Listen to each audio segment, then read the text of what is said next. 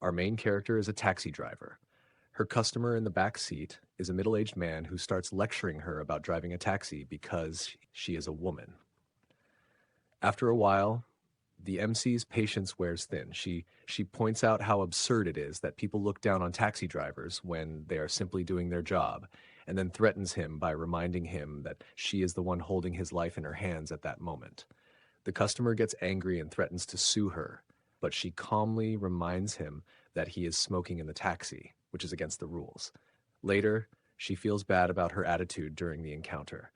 While looking out of the window, she notices Park Yoon-soo walking with a woman. The scene then cuts to the MC in a church, praying to God to punish people like the annoying customer before punishing her. She is interrupted by a lady who asks why she looks so sad. The MC replies that it's because she is praying for the sick people around her. Once again, her eyes fall on Park Yoon-soo, who is also attending the church. He appears to be kind, smart, sincere, and almost inhumanly perfect. Some ladies in the church are trying to set Yoon-soo up with a girl, but the MC interrupts and tells everyone that she saw Yoon-soo walking with a woman, hinting that he might already have a girlfriend. She then walks away. Yoon-soo seems to follow her out and asks if she is working, placing a large piece of luggage in the trunk of her taxi. While driving, the MC notices that he is blankly staring at her. He asks where she saw him earlier. She answers that she was just working nearby and asks if she took the joke too far, apologizing for it. However, Yoon-soo keeps pressing, asking if she remembers exactly where she saw him or the woman he was with. The look on his face frightens the MC a little, and she nervously replies that she doesn't remember her. Even then, he seems to be carefully observing her. When they finally reach his destination, she is unnerved by him. As she prepares to leave, Yoon-soo suddenly turns back to look at her, scaring her even more. She quickly drives away while Yoon-soo continues to stare at her taxi. Later, she discovers that Yoon-soo left his luggage in the taxi. At that exact moment, she receives a call from an unknown number, which turns out to be Park Yoon-soo. She asks how he got her number and if he is calling about his luggage. He interrupts her, saying that she can keep it and instructs her to open it. He adds that if she likes it, she can keep it. When the MC opens the luggage, she freezes in cold sweat and drops her phone. Inside the luggage is a dead woman. Over the phone, Yoon-soo chillingly says that she can bury it. We hit a flashback where we see the MC, Han Chaya, being charged with murder and sentenced to 5 years in prison. Back in the present, Chaya picks up the phone and asks Yoon-soo, "What's the meaning of this?" He mocks her, telling her to take a deep breath. She reminds him that taxis have dash cams and that everything is recorded, but Yoon-soo casually tells her to report him then, adding that she won't because she's an ex-convict. Chaya is terrified. Even a woman passing by seems suspicious to her. She tells Yoon-soo to come and take his luggage, but he refuses. Trying to calm herself down, she checks the dashcam footage, only to be shocked to see that she is alone in the recording. She realizes that, unlike a mouse being chased by its predator, she has no one to fight. In fact, she doesn't even know what she's up against. Desperate, she decides to bury the body herself. As she starts digging a grave, she tells herself not to cry or think about it. Over and over she repeats, "I'm sorry," while digging. Suddenly, she hears the sound of snapping and turns to see Yoon-soo taking pictures of her. With a smile, he says, "I have found your weakness now." He mockingly says that he thought Chaya was a soft, kind-hearted person, but here she is, burying a corpse with her bare hands. Furious, she kicks his phone and tries to grab it, but Yoon-soo trips her. As she struggles on the ground, an invisible force seems to paralyze her, stopping her from moving. Yoon-soo calmly walks toward the phone and says, "Humans always manage to make me angry without realizing who I am." He picks up the phone and tells her that if she doesn't want to go to jail, she must bring one person per week to his place. With a flick of his finger, he makes her head nod in agreement, as though she is under his control. In that moment, she notices his eyes turn yellow. Chaya wakes up in her house, disoriented. It's been 6 days since the incident, and she has neither fulfilled Yoon-soo's demand nor reported him to the authorities. Her deadline is rapidly approaching, and she is consumed by fear and indecision. She wonders what will happen to her now, and contemplates whether she should comply with his demand. However, she stops herself, determined not to give in. As she reflects on why these terrible things keep happening to her, a drunk man suddenly stumbles into her taxi and coincidentally asks to be taken to the same address Yunsu had given her. Chea's mind goes numb and she begins driving in a blank, detached state. Terrified, she keeps telling herself that this is just a coincidence, that she isn't doing what Yunsu asked and that she isn't going to inform him. Upon reaching the destination, she turns to tell the customer they've arrived, only to find the back seat empty. There's no one in the taxi. At home, Chaya checks the dash cam and discovers that the man vanished into thin air just before she turned her head. She feels like she's losing her mind. The next day, when she goes to church, she considers running away but ends up running into Yunsu, who is with a little boy. He still seems to be keeping an eye on her. The boy with Yunsu is named Gerim. He attends Mass with Yunsu every week but was absent last week due to being sick. As Chaya watches them, she wonders if Gerim has any idea about what's really going on or if he, too, is being manipulated by Yunsu. The boy approaches her and sits next to her. While she is still observing him, he suddenly smiles. Chea is overwhelmed by fear again as Gerim hands her a slip of paper and says, "I'm looking forward to working with you." She thinks, "Again?" and immediately asks Gerim who gave him the note. He replies cryptically, telling her that she already knows who and warns her to stay quiet. Outside, Chea confronts Yunsu, calling out how messed up the entire situation is. She throws the slip in his face and demands to know if he has something against her. She declares that she's not going to mindlessly obey his commands like an idiot, adding that her shitty personality means she'd rather report him than comply. Yunsu only smiles and, to her shock, says she did a good job last night. Chaya retorts that the customer just happened to request the same address by coincidence. Yunsu, however, begins to gaslight her, asking if she's sure the customer's home was actually in that direction. Furious, Chaya demands to know what he did to the customer. She threatens to expose him to everyone if he doesn't tell her. Yunsu simply laughs in response. Growing angrier, she repeats her demand, but Gerim interrupts by bursting into tears, saying he wants to play with Chea. This distraction shifts the focus, and Yunsu and Gerim begin to leave. As they walk away, Yunsu quietly tells her good luck while handing her another address. Now Chea becomes determined to uncover who they really are and what is going on. She decides to follow them and sees that they arrive at a children's center. Yunsu and Gerim go inside. While she is still in her car, a lady knocks on her window and asks if she is the volunteer Yunsu mentioned. Chea immediately realizes that Yunsu knew she was following them all along.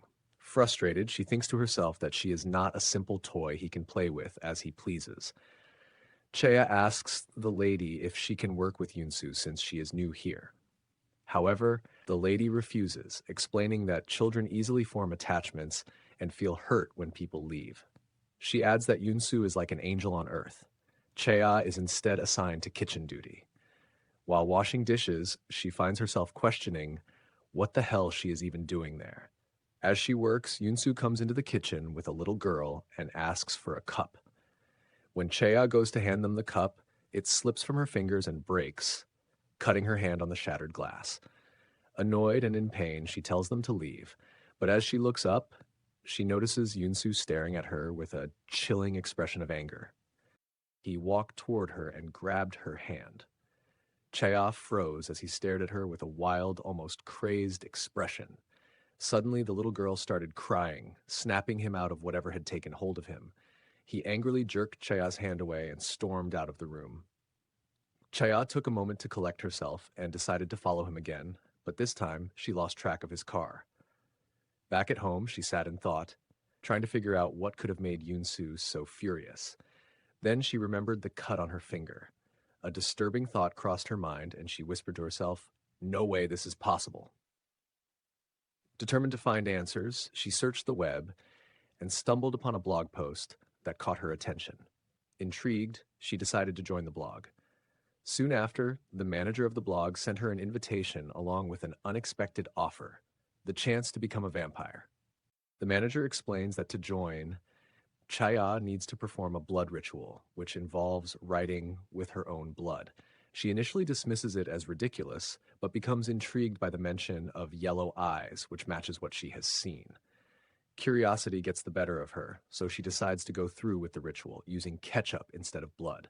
The ritual requires her to write, I, Han Chaya, will be a loyal servant to the great vampire. Annoyed, she can't help but picture Yunsu's face as she writes it, making the process even more irritating. The blog post lists several traits of vampires. They cannot be in direct sunlight, they can render you immobile, they have a bite mark, and their yellow eyes are always watching you. Chaya rolls her eyes, dismissing it all as nonsense pulled straight from a vampire movie. She leaves for work, still thinking the whole thing is absurd. However, as she goes about her day, we see someone with yellow eyes watching her from afar. Chaya begins to see Yunsu everywhere. Even when she looks back at her customers, she sees his face instead. Shocked and disturbed, she abruptly stops the taxi, causing the lady in the back seat to leave. As she tries to collect herself, she spots Yunsu again outside. Panicking, she drives away as fast as she can. Shortly after, a man gets into her taxi. He starts babbling about how he hit someone while drunk driving, his incessant chatter grating on Chaya's nerves. When he asks if he can smoke in the taxi, she firmly says no. The man becomes angry and demands that she stop the taxi immediately. He stepped out of the taxi and angrily demanded that Chaya get out as well. Panicked, she tried to drive away, but the man quickly got back inside, threatening her by saying he wasn't joking about hitting people.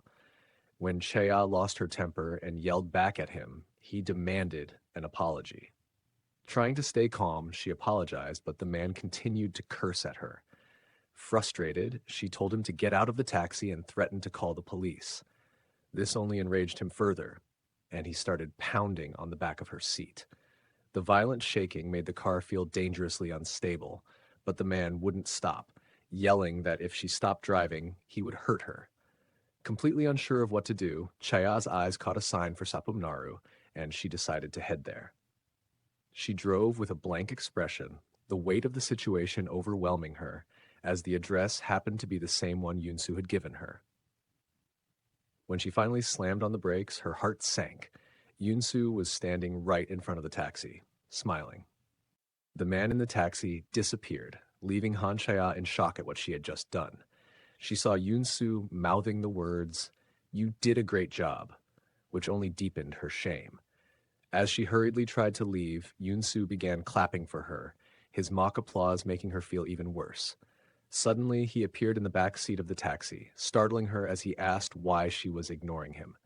Chaya kept telling herself that he wasn't real, trying desperately to cling to the hope that this was all in her head. But Yunsu taunted her, criticizing her driving and suggesting that she give up being a taxi driver and work for him instead. The eerie reality of his presence forced her to admit that he was, in fact, real. Yunsu once again complimented her for a good job and then asked how she felt. His condescending tone and laughter only fueled her anger, but he seemed to enjoy her frustration. Before leaving, Yunsu warned her, saying, "I'm letting you off this time, but don't ever use me again. I don't need that many." The realization of what he meant hit Chea like a ton of bricks, making it hard for her to breathe as the horrifying truth set in. She couldn't get any of it out of her mind, her thoughts spiraling out of control. At home, she was startled by the sound of a car pulling up outside her house. Her fear reached a new height as she heard a knock at her door, followed by a voice saying, "It's me." Chea opens the door and is slightly surprised to see her sister, Chasen, standing there. They sit together awkwardly as Chasen asks how she's been. Chea, feeling nervous, replies that she's doing well. Chasen then hands her a wedding invitation. Chea is shocked to see that the wedding is only a few days away, but congratulates her sister nonetheless. As Chea gets up to bring some drinks, she stumbles and falls from exhaustion. This prompts Chasen to ask, "Nothing happened, right?" The question stings, reminding Chea that her sister still doesn't truly care about her. Chasen mentions that if Chea has done something wrong again, their uncle might face trouble, which enrages Chea. Chea confronts her sister, accusing her of not visiting when she was released from prison and only coming now to check if she had messed up again. With tears streaming down her face, Chea reminds her sister that it was their family who cut her out first. She demands that Chasen leave, adding bitterly that she'll think about attending the wedding.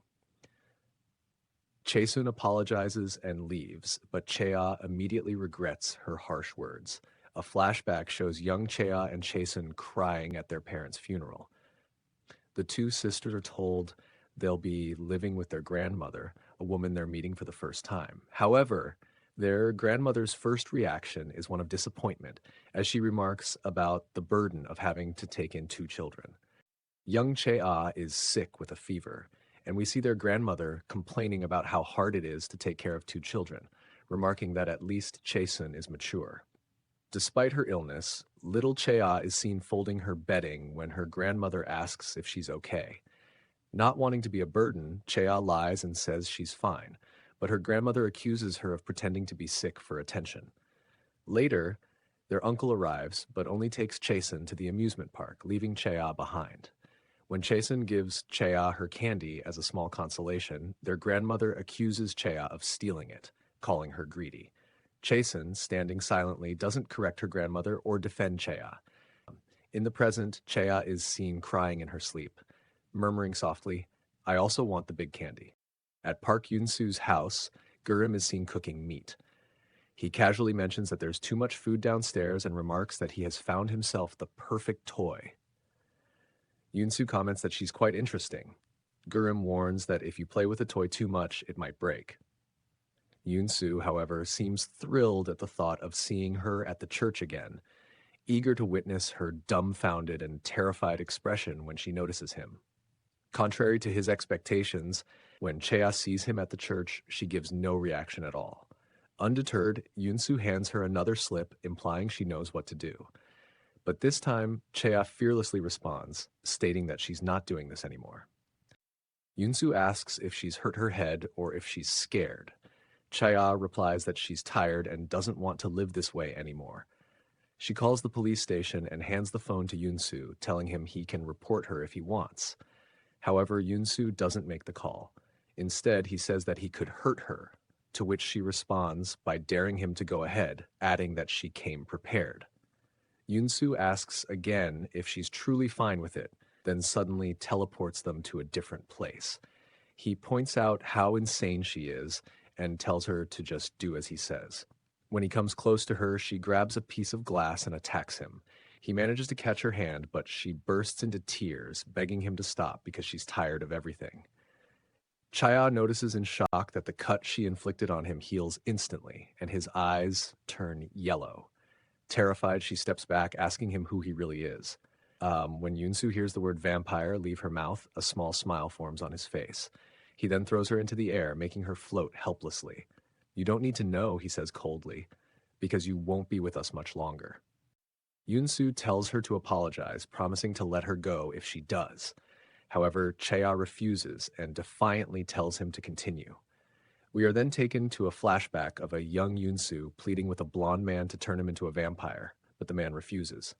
Yunsu's persistence angers the blonde man, who uses his powers to make Yunsu float in the air. A woman rushes in, begging the blonde man to spare Yunsu. She urges Yunsu to apologize, but he stubbornly thinks to himself that he will never apologize to that monster. In the present, hearing Hanchea repeat the same defiant words he once said strikes a chord in Yunsu, and he lets her go. He leaves her lying on the ground, her defiance lingering in his mind. Chea believes it is finally over and that she will never see him again. To her relief, her life seems to return to normal. In the next scene, Chea is shown nervously walking to her sister's wedding.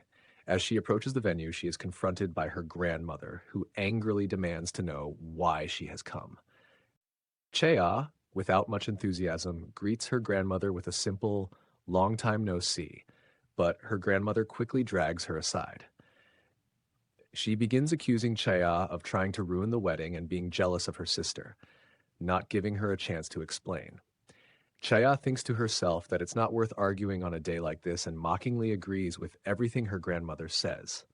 She calmly explains that she'll just be quick and that she has an invitation. But her grandmother, in an attempt to stop her, grabs her arm and accidentally rips her blazer.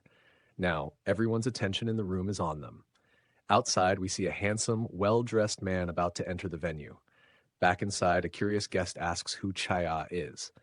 To Chaya's shock and heartbreak, Chasen, her sister, responds that she's not sure. This response devastates Chaya, who realizes she was never truly meant to come. It was all an act. Feeling betrayed and out of place, Chaya gives her sister a brief, sorrowful look and turns to leave. Just as she is about to walk out, the man from outside enters. It's Park Yoon-soo, and he's looking for Chaya. Yoon-soo begins acting as though he and Chaya are close, leaving her utterly confused. Noticing her ripped blazer, he takes off his coat and drapes it over her shoulders. He greets her grandmother politely before walking over to Chasen, all the while holding Chaya's hand firmly. This interaction quickly makes it clear to everyone that Chaya and Chasen are sisters. Chasen, visibly surprised, asks how Chaya and Yoon-soo know each other. Yoon-soo is about to reply that they're best friends, but Chaya interrupts, boldly claiming that they're dating. Yoon-soo simply smiles and goes along with her story, agreeing to everything she says. Next, they greet Chaya's uncle. Chaya feels disgusted by her uncle's fake concern for her, as though he genuinely cared. When the time comes, she asks Yoon-soo to give congratulatory money, and he obliges, pulling out an enormous sum. Once again, Chaya feels repulsed by how quickly their attitudes change because Yoon-soo is with her. Frustrated, she tries to leave, but she notices Yoon-soo silently counting her family members with a smile on his face. She suddenly feels trapped, realizing her situation hasn't changed at all. Yoon-soo jokes that he'd like to get to know her family better, but Chaya grabs his arm and drags him outside. Once they're alone, Yoon-soo continues to play his friendly, easygoing character, but Chaya angrily confronts him, demanding to know what he wants with her family. Smirking, Yoon-soo points out that Chasen doesn't seem as resilient as Chaya and assures her that the same thing wouldn't happen to her sister. He then pulls out a paper slip and calmly states that everything will be fine, but only if Chaya does her job correctly. Chaya reaches out to the manager of the blog post and tells him that she knows someone with yellow eyes who has been keeping an eye on her. She asks if there is a way to escape from the vampire, but he insists that he needs proof first. Frustrated, she leaves, wondering what might happen if she brought the man to Yoon-soo. She starts to feel like she's acting like a real criminal in this situation. Chaya decides that if a customer doesn't show up within 30 minutes, she'll just leave. However, to her shock, a woman arrives, requesting to go to the exact address Yoon-soo had given her. Unbeknownst to her, the manager is trailing her taxi, determined to catch a glimpse of the vampire. Chaya doubts herself, questioning whether she can really go through with it. She thinks, others are better than my own family, and is immediately shocked by her own thoughts. Trying to block them out, she focuses on driving. When the sweet lady in the back seat offers Chaya some bread her daughter made, Chaya suddenly stops the car and angrily asks the woman to get out. The lady starts lecturing her, pointing out that Chaya could be her daughter's age. Seeing that there is only one road now, she had to go to that place. Upon reaching the address, Chaya feels like a monster for what she has done. But her thoughts are interrupted by the voice of the lady who is still sitting in the back seat. Shocked, Chaya wonders why Yoon-soo didn't take the woman, or if she had somehow made a mistake. The possibility frightens her, leaving her overwhelmed with anxiety. Meanwhile, the manager, trailing behind them, is intrigued by Chaya's conflicted expressions. She feels relieved that the woman didn't disappear and wonders if there's a deeper reason behind it, as Yoon-soo never makes mistakes. While pondering this, she also notices the car that has been following her. Inside the church, Gurim hands her another slip, but this time she asks to see Yoon-soo. Gurim dismisses her request, telling her to just do as instructed and get rid of the car tailing her. This makes her realize that the car following her must be the reason Yoon-soo didn't take the woman. After the mass ends, a group of women approaches Yoon-soo, inviting him for coffee. Chaya decides to join as well. Yoon-soo remarks that it'll be entertaining, though Gurim chooses to leave. Chaya steps outside and confronts the manager, who is still following her. She tells him that she already knew he was trailing her and assures him that it's fine to keep doing so.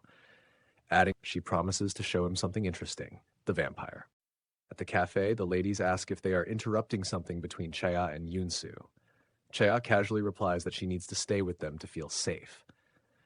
Smiling, Yunsu teasingly asks what else she thinks he might be trying to do. This sparks the ladies' curiosity, and they ask if something is going on between the two. Yunsu answers with a grin, explaining that Chea is working for him and adding that she's good at her job. Chea excuses herself from the table to bring coffee. As she walks away, she realizes something important. Yunsu doesn't act recklessly when others are watching, likely because he doesn't want to be discovered. This gives her an idea. If Yunsu wants to maintain his human facade and live quietly among humans, she'll expose him in front of everyone, ensuring he won't come near her again.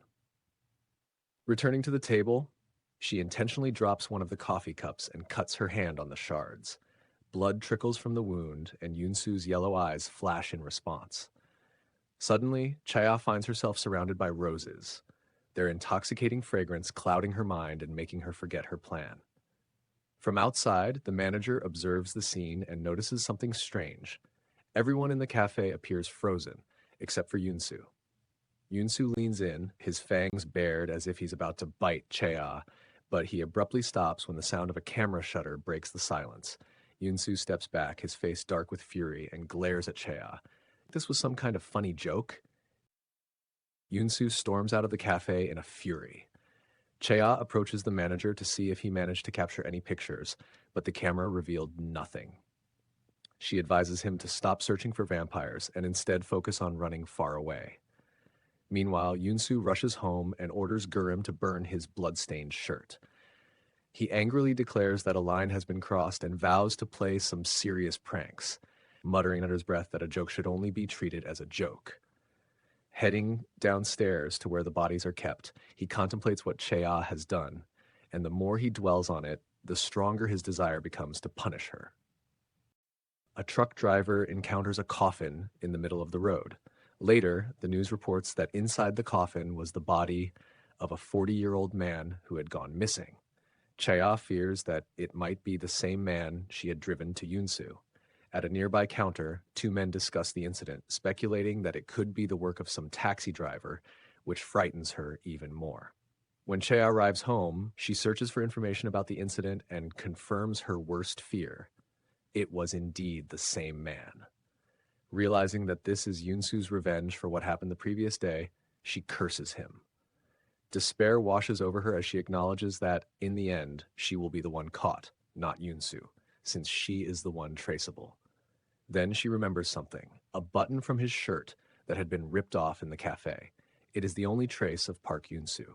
Determined, Chea reminds herself that if there's one thing she's good at, it's surviving. She resolves to make him fall using the very leash he has bound her with. We see Chea digging up the grave of the girl Yunsu had forced her to bury, placing the button on the body as evidence.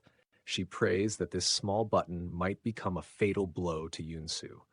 Leaving the suitcase with the body by the side of the road, the suitcase also makes it to the news, but to Chea's surprise, no one mentions the button.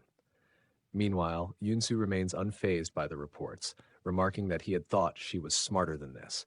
He briefly considers releasing incriminating pictures of her, but decides against it, relishing her suffering instead. Gurim, growing increasingly frustrated, yells at Yunsu, accusing him of advertising their existence and demanding that he stop this madness. Yunsu, calm and collected, reassures Gurim that he has not made any mistakes.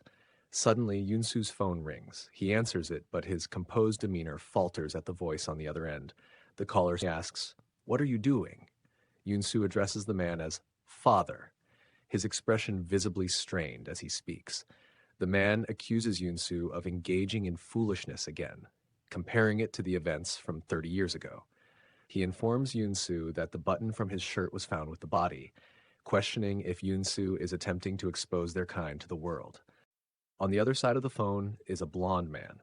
He explains that for 1,000 years, their kind has remained hidden due to strict discipline, and he accuses Yunsu of acting recklessly and irrationally. The man pointedly asks if Yunsu is causing trouble on purpose. Yunsu, with a nonchalant tone, responds, "Who knows?" but assures him that he will handle these two cases. The man firmly reminds Yunsu that hunting is prohibited and advises him to embrace a normal life, adding that the incident from 30 years ago was more than enough. Then, with a mocking tone, the man taunts Yunsu, asking if he has forgotten his friend who passed away. Yunsu snaps and angrily tells him to stop, but the man continues, slyly asking, "Did he hear?" implying Gerim might have overheard. For the first time, Yunsu appears genuinely frightened. The man presses further, stating that he knows exactly what Yunsu is hiding. This time, Yunsu pleads with him to stop, and they hang up. As Yunsu reflects on the conversation, he realizes that Han Chea must be behind this chaos, thinking to himself that she is far smarter than he initially believed. Turning to Gerim, Yunsu informs him that hunting is forbidden and instructs him to deal with Chea, all while the tension between them grows as they subtly keep an eye on one another. The narrative then shifts to a flashback from 30 years ago. A man named Sion is seen knocking on Yunsu's door, holding his young son, Gerim, in his arms. Yunsu asks Son what he means by a kid, and whether it refers to the woman they met 10 years ago. Son looks at him with a sorrowful expression but says nothing. Yunsu then notices that Son is wearing his clothes and demands an explanation, but Son remains silent. In the present, Chea goes into hiding, but the manager finds her. She decides to tell him everything. The manager then reveals that he also has a button with the same unique pattern. Chea, surprised, remarks that she couldn't find the brand anywhere and asks how he came to possess one. The manager explains that 30 years ago, when he was a child, he witnessed a horrifying scene. One night, he saw a man draining the blood from his friend's mother as she screamed for help. During the commotion, the man dropped the button. The next day, his friend's entire family disappeared without a trace. Realizing that the buttons are identical, the manager concludes that the man he saw must be Park Yunsu. Nearby, Gerim overhears the conversation and his face fills with shock as he mutters, "Yunsu, and my mother?" Chea suggests to the manager that they should hide somewhere for the time being. While planning their next move, she receives a message from an unknown sender claiming to know something about Yunsu and asking to meet. Assuming it can't be Park Yunsu himself, she decides to go and meet the sender. To her surprise, it turns out to be Gerim. When she asks how he knew it was her ID, he replies that she was foolish enough to use her real name on the note. Chea wonders why he called her, pointing out that he and Yunsu are on the same side. Gerim quickly denies being aligned with Yunsu, telling her not to lump them together and asserting that he wants to help her. Chea is skeptical of his motives. Gerim explains that the button is significant because it bears Yunsu's mark, the wolf symbol, and adds that Yunsu is unable to take action right now due to the incident. He pulls out a paper slip, but this time, the address listed is Yunsu's house. Gerim tells her that if anyone can put an end to Yunsu, it might be her. Chea hesitates and asks if Gerim is also a vampire and how one could even defeat such a creature. Instead of answering, Gerim walks away. When Gerim arrives home, he finds that Yunsu is not there. A note left behind states that Yunsu has gone on a trip and will return when he feels hungry. We see Yunsu on vacation, reflecting on how the world around him keeps changing while he remains the same. He finds this unchanging nature of his existence deeply annoying. Back in Korea, Chea arrives at Yunsu's house. The gate to the mansion opens on its own, and she thinks to herself that someone who lives in such a creepy house must naturally have a personality like his. Gerim opens the gate for her, asking why she's late. Chea questions why he can't simply end Yunsu himself. Gerim responds with a vague, "I just can't," which leaves her baffled. Annoyed, she asks if he at least knows how to do it. Gerim admits he doesn't, frustrating her even more. However, he mentions that he once saw Yunsu kill another vampire, but doesn't remember much about how it happened. He suggests they might find some clues in the house. They make their way to Yunsu's study. Chea speculates that since no one is allowed inside the study and Yunsu is too arrogant to hide anything in overly complicated spots, they should check simple places first. As expected, she finds a silver cup tucked away in one of his drawers. Gerim exclaims, "This is it!" But before they can react further, they are startled by Yunsu's voice. "I didn't know we had guests." Park Yun-soo was back, and his piercing gaze fell on the two intruders as he calmly asked what they were doing. Chea begins to wonder if Yun-soo and Gurim had planned this whole situation together. Yun-soo remarks that they look like they just got caught stealing something, casually taking the silver cup from Chea's hand. The tension in the room is palpable. With a smile, Yun-soo says it's been a while since they've had guests and offers to cook her a meal. Chea refuses, but he insists. When Gurim tries to intervene, Yun-soo cuts him off with a stern look, declaring that Chea will stay for the meal. As they move to the kitchen, Yun-soo asks Chea how she finds the house. She replies that it feels lifeless, to which he nonchalantly responds, "That's the point." Once in the kitchen, he turns to Gurim and asks if there's any meat left or if he should go catch some. Gurim, uneasy, wonders what kind of twisted joke Yun-soo is trying to play this time, while Chea grows increasingly terrified at the thought of what meat he might mean. Eventually, Yun-soo smilingly serves the food and encourages Chea to eat. When she hesitantly asks why he isn't eating, he calmly responds, "Don't worry, I eat everything you bring me." To add to her unease, he pours her a glass of red wine. Chea refuses, but he assures her it isn't alcohol. He taunts her, saying that if she drinks it all, he'll let her leave quietly. Terrified, Chea drinks the wine in one gulp, only to realize it was just juice. Furious, she curses him under her breath as she storms out. Yun-soo merely laughs at her reaction. Once Chea is gone, Gurim confronts Yun-soo, asking why he returned earlier than expected. Yun-soo replies that he was bored. Then his tone shifts as he coldly asks Gurim what they were doing in his study. Gurim looks deeply hurt as he stares at Yun-soo and hesitantly asks if he ended his father using that silver cup.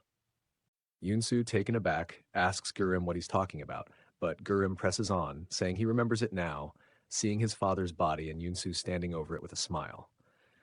Surprised, Yun-soo hesitantly asks, "You saw that?" This revelation causes Gurim to break down in tears. He yells at Yun-soo, begging him to make an excuse or say something to convince him that his memories are wrong. Yun-soo stands silent, realizing he can't deny what happened. After a moment, he simply responds, "Yes." Gurim, devastated, runs out of the room. Yun-soo is left standing there, sadness washing over him as he reflects on the truth that Gurim had known all along and kept it buried for 30 years. In his memories, Yun-soo recalls that it was Sion himself who had begged Yun-soo to end his life. Meanwhile, still crying, admits to himself that he always knew the truth but had desperately hoped he was wrong. He laments that Park Yun-soo was all he had, but now he can no longer live with him. Outside, the manager waits near the house and sees Chea emerge first, followed shortly by Gurim. The manager feels a flicker of recognition when he sees Gurim's face, but before he can fully process it, Gurim suddenly vanishes into thin air. Shocked, the manager starts to suspect Han Chea, wondering how she's connected to these strange events.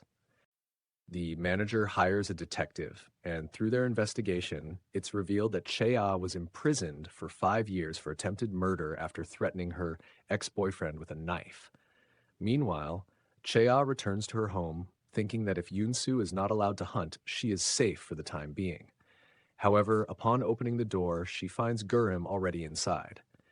He casually tells her that he'll be staying there for a while, as he's had a fight with Yun-soo.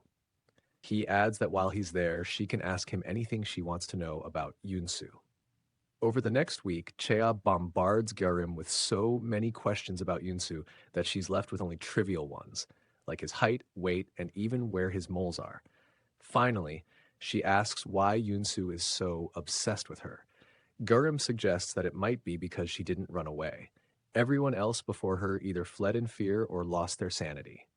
Chea comments bitterly that there's no way to escape someone like Yun-soo. Later, as they eat ramen together, she asks Gurim if he can survive on just ramen, considering he's also a vampire. Gurim replies that he's fine.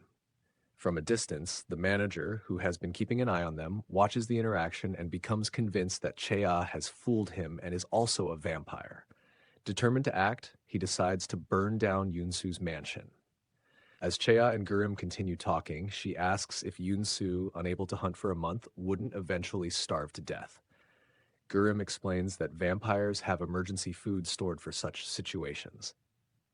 Meanwhile, the manager sneaks into Yunsu's mansion, preparing to carry out his plan. Unbeknownst to him, a shadowy figure silently watches his every move. As the manager is about to set the mansion on fire, someone knocks him out. He himself as a child, talking to Gerim, whom he calls Han Seok, saying that Han Seok appears in his dreams. It's revealed that the manager is confined in a dimly lit cell. Outside the cell, Gerim stands watching him and asks if he remembers what happened that night. The manager admits that it was too dark for him to confirm the man's identity. Desperate, the manager asks if Gerim is also a vampire and pleads with him to turn him into one. Gerim walks away, saying he doesn't want to hear his old name, let alone remember it. Left alone, the manager begins to hallucinate, imagining that the other people in the cell are trying to attack him. In a panic, he lashes out at them, but in reality, they are just sitting there unconscious. Meanwhile, Park Yoon-soo, resting upstairs, wakes abruptly, disturbed by the strong scent of blood wafting up from the cell below. Yoon-soo realizes he has been asleep for a week and is now at his limit. He mutters to himself that it would be ironic if a vampire died of hunger. A foul, rotten smell like decaying corpses catches his attention, and he heads downstairs, desperate for relief. To his horror, he finds that everyone in the cell has died. Meanwhile, outside, the mansion is engulfed in flames. The manager, having escaped, hails a ride from Chaya. However, once inside the car, he starts attacking her, accusing her of deceiving him. In the struggle, he accidentally hits his head against the car interior, knocking himself out. Chaya, left bewildered and shaken, wonders what to do with him. Back at the mansion, Yoon-soo stumbles out of the burning house. Weak from hunger, he can barely distinguish reality from a dream. He laments that he can't drink from corpses and must hunt, but his body gives out and he collapses just outside the main gate. Standing before him is Han Chaya, who takes in the situation with a smirk. Assessing his frail condition, she remarks with mock cheerfulness, "Looks like you could use some help, Park Yoon-soo." He admits that he does. Chaya steps on his hand, saying that he really can't move. Yoon-soo comments that she looks really pleased right now. They are interrupted by a noise coming from her car, and Yoon-soo says, "Seems like you also have a problem. How about we help each other out? You and me, the best way." Chaya asks what she will get from helping him. He replies, "Your freedom. If you help me, I'll let you go." Chaya adds, "Besides my freedom, I also want you to guarantee my life." Thinking she is smart, he agrees. She brings the manager out of the taxi, but Yoon-soo tells her he needs a little more help. "I need flowing blood," he says. She complies with his request. Yoon-soo suddenly stands up and attacks the manager. After he's done, he steps toward Chaya. He tells her not to worry and promises to keep his word, on one condition. Chaya must attend Mass every Sunday because he needs to monitor what she might say to others. She asks again, confirming, "If I comply with this, will you really leave me alone?" The moment Yoon-soo says yes, she gives him a tight slap and says, "Now I'm done." She curses him, saying she doesn't even want to talk about him or think about him anymore. "Let's live our own lives," she declares, walking away as Yoon-soo stands there silently. In the car, tears stream down her cheeks as she whispers to herself, "I survived." Chaya is enjoying her newfound freedom, relishing the peaceful life without anyone threatening her. However, Gerim is still around, much to her dismay. She tells him to go back to Yoon-soo, but he firmly replies that he doesn't want to be associated with Yoon-soo anymore. He offers to cover the costs for the taxi repair and rent, using Yoon-soo's money, of course, and declares that he will be staying. Chaya, resigned, takes a swig of her beer and instantly gets drunk. In her intoxicated state, she suddenly asks Gerim if he is Yoon-soo's son. Shocked, he replies, "Of course not." She laughs, saying he looks like Yoon-soo, especially with that stupid gaze of his. Realizing she might have hurt him, she apologizes, remembering how much he also dislikes Yoon-soo. Chaya then asks if he has ever hit Yoon-soo, bragging that she did, leaving Gerim completely stunned. Proudly, she declares, "You're in big trouble if you mess with Han Chaya," while basking in her peaceful life. On Sunday, as part of her agreement, Chaya reluctantly goes to church. Her eyes meet Yoon-soo's, and she thinks that simply showing her face and leaving should be enough to fulfill her side of the deal. Suddenly, a woman approaches her and asks if she is currently seeing anyone. Before Chaya can respond, the woman mentions wanting to introduce her friend's son. Without waiting for Chea's answer, the woman calls over a man named Haewon. The moment Chea sees him, her face freezes in shock. It seems like Chea and Haewon already know each other. When Chea tries to leave, saying she is busy, Haewon insists they at least have coffee together since he took the time to meet her. Reluctantly, Chea agrees. At the cafe, the lady asks how they know each other, and Haewon explains that they worked as part-timers at a cafe. The lady then asks how long it has been since they last met, and Haewon replies, 7 years. Chea looks saddened, silently reflecting on the fact that it has indeed been 7 years. As they leave, the lady insists they ride together. Alone in the car, Chea wonders to herself what Haewon is even thinking. With a straight and slightly intimidating expression, Haewon asks her how she's been, adding that he hadn't heard from her at all.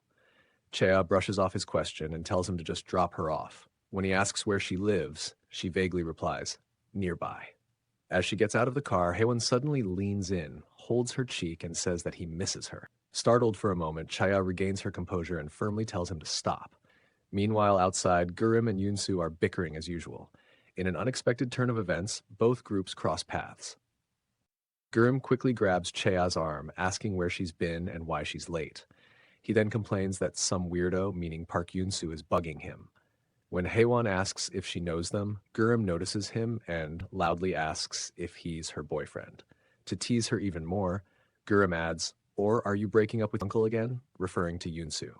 Frustrated, Chea tells Gurim to go back to Yunsu, but he nonchalantly replies, "I'll go with you." Fed up, she grabs his hand and walks away. Before leaving, she turns to both Yunsu and Haewon, telling them to never meet her again. As she walks away, she thinks to herself about how twisted her life has become.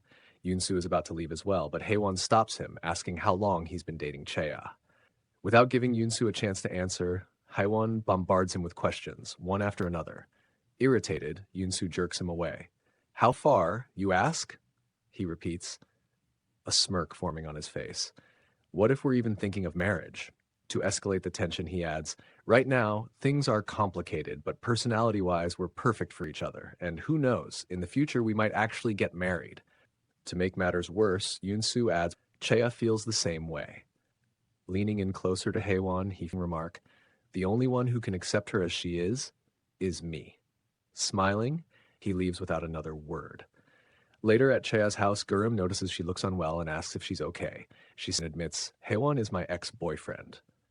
In a flashback, we see little Chea being complimented by her teacher for her writing skills. The teacher suggests that she start writing a diary for herself. Excited by the praise, Chea rushes home to share the news with her grandmother. However, her grandmother, who was drunk and crying, angrily asked why Chea had come to her house. The grandmother despised Chea because she resembled her mother, a woman the grandmother strongly disliked.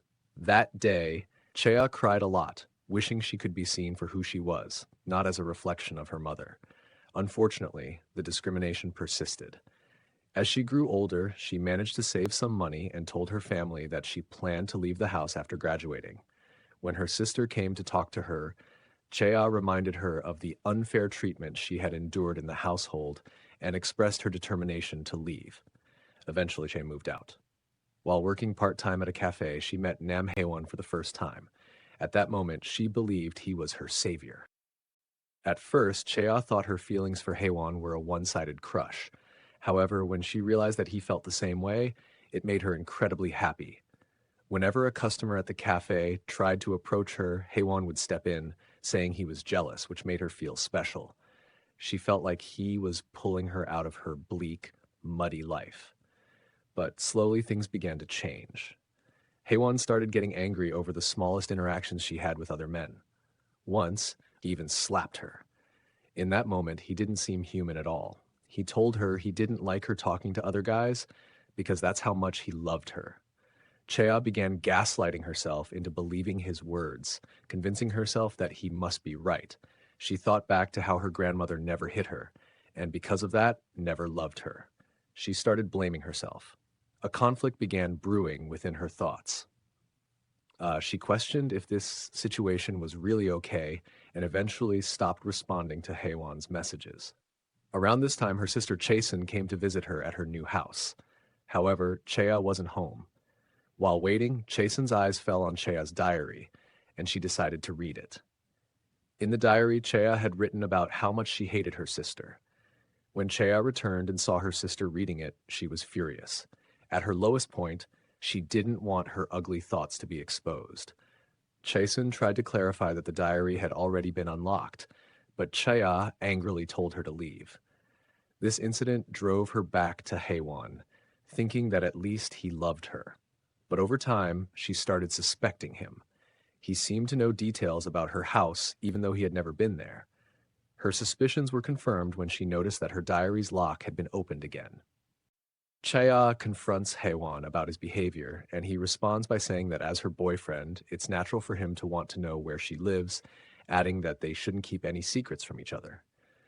When Haewon steps aside for a moment, Chea checks his phone and discovers multiple pictures of her taken without her consent throughout the day. Haewon notices this and scolds her, saying she shouldn't go through other people's belongings without permission. Chea confronts him about his obsessive and stalking behavior. In a fit of anger, he throws his phone at her. Terrified, Chea warns him not to follow her or she will report him to the police, then leaves. However, Haewon does follow her and begins banging on her door relentlessly. Inside, Chea cries and screams at him to leave. When the banging finally stops, she manages to fall asleep. But her peace doesn't last long. While sleeping, she feels someone watching her. Opening her eyes, she is horrified to see Haewon sitting on top of her, staring at her intently. He calmly asks if she had a nightmare. Chea forces herself to remain composed and replies that she did, adding how he managed to get inside the house. He dismisses her question, saying it's not important. To herself, Chea agrees. His entry isn't the most pressing concern right now. She gets up, walks to the kitchen, grabs a knife, and makes a run for it. Out in the street, Haewon catches up to her and grabs her by the hair. Thinking quickly, she chops off her hair with the knife and continues running. However, Haewon catches her again, telling her that she can't escape him. He insists that she won't attack him because he is the only source of happiness in her life, claiming she loves him. To his shock, Chea attacks him despite her own fear. The commotion begins to draw a crowd. Among the onlookers, a familiar face appears, Park Yoon-soo. Chea reflects bitterly that the hand she once thought had saved her had instead pushed her into an even darker place. And now, 7 years later, that nightmare has come back to haunt her. Park Yoon-soo recalls the incident with Haewon and admits to himself that he was drawn to Haewon's blood. It was a scent he could never forget, nor could he erase Haewon's face from his memory. Years later, Yoon-soo was shocked to see Chea at the church, and he never expected to encounter Haewon again. Now, Yoon-soo thinks this might be an easy task for him, but he is reminded of the hunting ban placed upon him. Considering his options, he decides that Han Chea might be of use to him, especially since her relationship with Haewon is clearly far from normal. The next day, Chea and Gurim are seen taking out the recycling. To her surprise, Gurim is doing the task with surprising efficiency. Troubled by the situation with Nam Haewon, Chea considers that she should use Park Yoon-soo in times like these. As soon as she thinks this, Yoon-soo suddenly appears in front of her, startling her. Yoon-soo seems genuinely surprised to see Gurim recycling trash, which causes Gurim to flee in embarrassment. Chea reminds Yoon-soo of their agreement to never meet again, but he tells her that he's not here for her. He's here for Gurim. Yoon-soo points out that Gurim never acts this way, and Chea casually replies that she simply told him to do it. Yoon-soo observes that Gurim seems to listen to her and asks her to convince Gurim to return home, reminding her that Gurim is also a vampire. Chea, however, tells him that she doubts Gurim would listen to her and urges Yoon-soo not to bother her with such trivial requests. As Chea turns to leave, Yoon-soo grabs her hand and pulls her closer, telling her that he will handle Nam Haewon for her. Chea is stunned, wondering how Yoon-soo even knows about Haewon. Yoon-soo explains that he knows her relationship with Haewon is bad, and back then, he felt bad seeing her in that miserable state. With a smile, he leans in and proposes, "What do you think? It seems like a good idea, right?" Chea questions Yoon-soo, asking if he thinks she is like him. No matter how sick and twisted Nam Haewon is, she refuses to do what he wants. She reminds him that this is why she saved him back then, but Yunsu counters by saying she only saved him to get rid of the manager, questioning if she's truly a good person. Chea is left speechless by his words.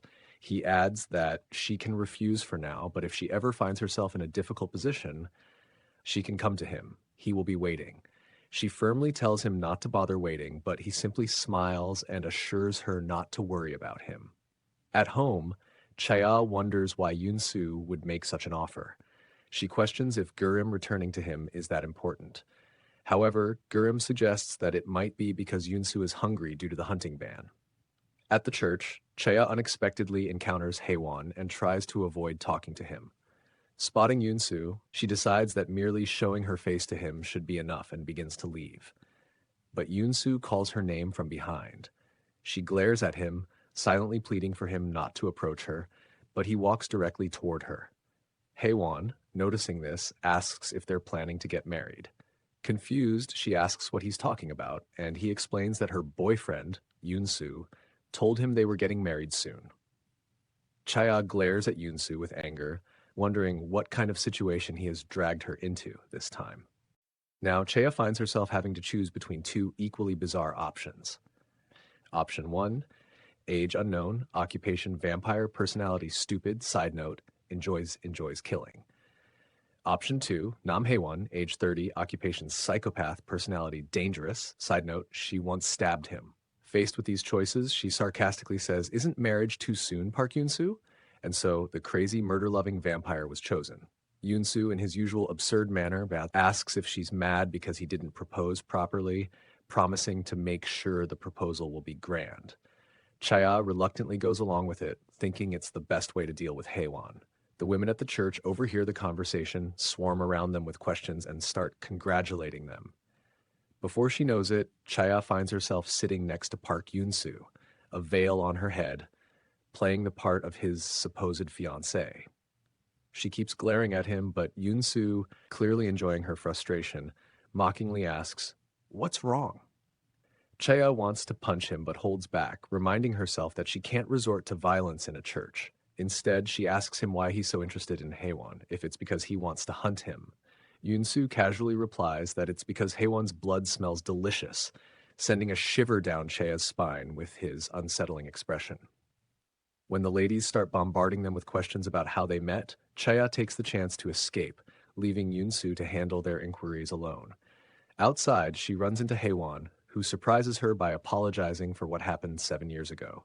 He tells her that since she seems happy now, he won't bother her anymore. With a final goodbye, he walks away, leaving Chaya standing there alone, lost in thought. It's been a week now, and Haewon hasn't shown up since their last encounter. However, Yunsu is still lingering around. Chaya tells Gurim to go back to his dad, referring to Yunsu, complaining that he keeps hanging around her like some ex-husband who wants to see his kid. Gurim simply replies that Yunsu is just crazy, and Chaya lets the conversation drop. She tells Gurim to resolve the situation quickly and leaves for work. After she's gone, Gurim also heads out to buy some ramen. While both of them are away, Haewon sneaks into Chaya's house. He goes through her belongings, takes her clothes, and creepily sniffs them. Then he turns to her laptop and finds the dashcam footage from the day Yunsu's house burned down. As he watches it, he's startled by a voice behind him asking, "What are you doing?" The voice belongs to Gurim. Haewon replies that Chaya asked him to bring the laptop. Gurim, without missing a beat, lies and says that the laptop is actually his. Haewon doesn't back down, insisting otherwise. Gurim, using his vampire abilities, suddenly snatches the laptop, and within moments it's in his hands. Haewon is left confused, unable to figure out how it happened. Smiling, Gurim calmly states that the laptop belongs to him and pointedly asks if Haewon is planning to leave anytime soon.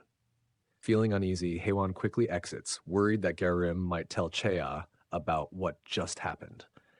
As Haewon steps outside, he comes face to face with Chaya.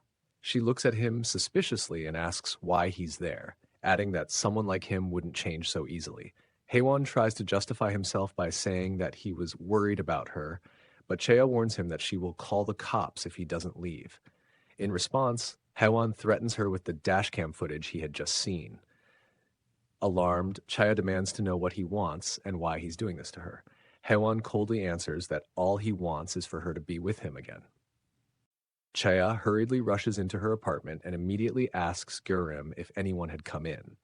He casually replies that her ex had been there and was about to take her laptop. Panic washes over her as she worries whether Haewon might have sent the dashcam footage to himself. The thought begins to consume her, haunting her every day and pushing her closer to the edge. She starts seeing his face everywhere she goes. Like a phantom, she can't escape. One evening, while driving home, she sees him in her peripheral vision. As her phone rings, Haewon's voice greets her, commenting on how she finished work earlier than usual. Trying to steady herself, she attempts to sound bold over the phone, but his chilling threat about the footage leaves her shaken. Frustrated and enraged, she pulls her car over, gets out, and screams into the night, demanding that he show himself. Suddenly, the skies open and rain begins pouring down, soaking her as she stands there. Overwhelmed, Chaya collapses, crying uncontrollably. Thoughts race through her mind, torturing her with memories of the past. She begins to wonder if everything would have been different if she hadn't attacked Haewon that night, if she had screamed for help instead. Maybe then she wouldn't have to live with the label of a criminal. As she cries out, "What should I do?" her mind spirals, replaying all the things she wishes she hadn't done. In that moment, all the strength she had been so proud of is utterly gone. As she sits on the wet ground, drenched and broken, her mind begins to go numb. Then, through the rain, Yoon-soo appears. He silently approaches her, holding an umbrella over her head, shielding her from the storm. She asks him if he's happy now that everything has gone the way he wanted. Yoon-soo simply stares back at her, his expression unreadable. Chaya tells him to stop looking at her like that. Breaking the silence, Yoon-soo asks if she wants him to end Nam Haewon, adding that he'll need her help, of course. With hesitation, she says yes and stands up. She tells him she'll help him get the blood he craves, and for the first time, Yoon-soo gives a smile. In a sudden burst of anger, she jerks the umbrella out of his hands, letting the rain drench him too. A thought crosses her mind. If she's going down, she won't go down alone. But as her strength falters, she stumbles into him. He catches her in his arms, the rain pouring down on both of them. Even in that moment, neither of them completely trusts the other. Moments later, Chaya loses consciousness. When she opens her eyes again, she's at home, with Gurim standing over her, scolding her about catching a fever. She weakly comments that if she had a younger brother, he'd probably be like Gurim. In response, Gurim surprises her with a secret. He tells her that when vampires make a promise, they put their lives on the line. He explains that if Yoon-soo promised to guarantee her safety, it means he can no longer harm her. The next day, feeling determined, Chea tells Gurim to call Park Yoon-soo and tell him that she wants to meet him immediately. She meets up with Yoon-soo in his car. Yoon-soo smirks and teases her, saying he thought she had died yesterday. She responds, saying that there are people in worse conditions than her, so she can't afford to die. Yoon-soo, unfazed, comments that it would be amusing to see her die alone. She retorts that watching him beg for his life while dying of thirst had been quite a sight. Their banter trails off, leaving an awkward silence between them for a moment. Breaking the tension, Chea asks what he meant by needing her help. Yoon-soo explains that he needs her to call Haewon and arrange a meeting. He hands her a knife, telling her to use it if things go wrong. She hesitates for a moment before asking if he will actually show up if she calls. Yoon-soo simply smiles in response. When Haewon receives Chea's call, he becomes ecstatic and eagerly agrees to meet her. She arranges for them to meet in an abandoned location.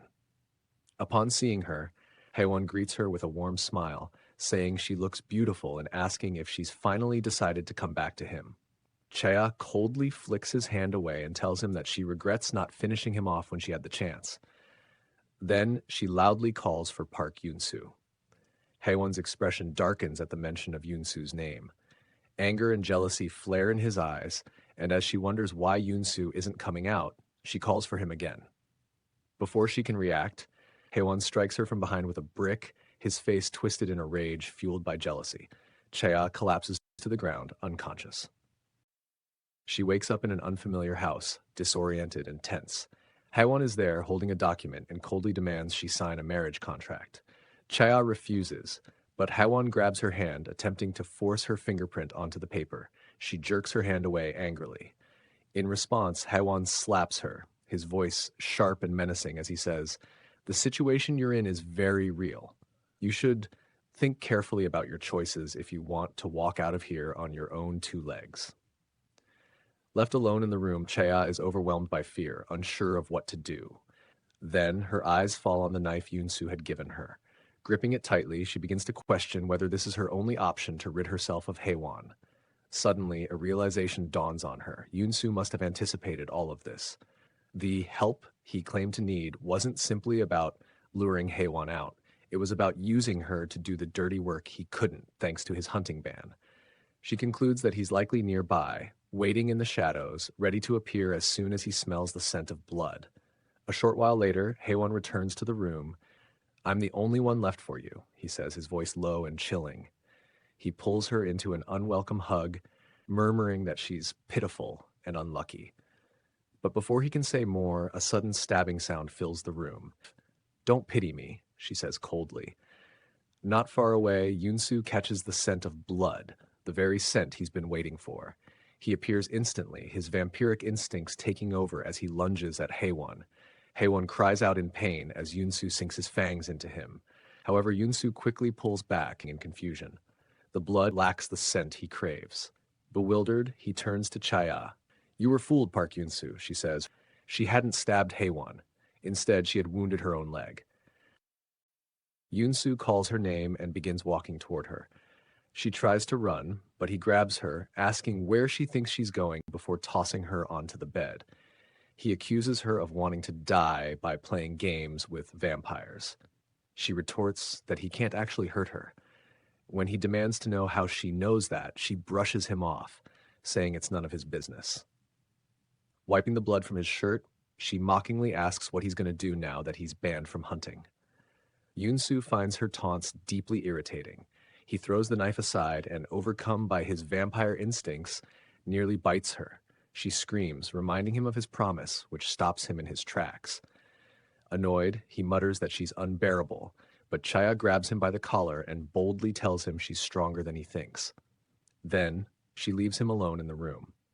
Outside, as rain pours down, Chaya reflects on her misfortune. Unable to walk properly because of her injury, she suddenly sees Gurim standing nearby with an umbrella. He had followed them out of curiosity about the meeting. Chaya thanks him for the information he provided about vampires.